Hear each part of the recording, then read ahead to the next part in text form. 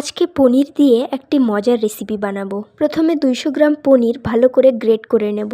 Great করা হয়ে গেলে হালকা উষ্ণ জলে 2 চামচ চিনি দিয়ে 5 মিনিটের জন্য পনিরগুলি রেস্টে রেখে দেব। এতে পনিরটা অনেক সফট হবে আর এর টক ভাবটা দূর হয়ে যাবে। 5 মিনিট পর ভালো করে জল ছাড়িয়ে একটা পাত্রে নিয়ে নেব। তারপর এতে দিয়ে দেব পেঁয়াজ কুচি, ক্যাপসিকাম কুচি, মিন্ট, দিয়ে দেব লবণ, হলুদ, লঙ্কা গুঁড়ো, জিরে গুঁড়ো, ধনে গুঁড়ো ও আদা রসুন বাটা মশলাগুলি।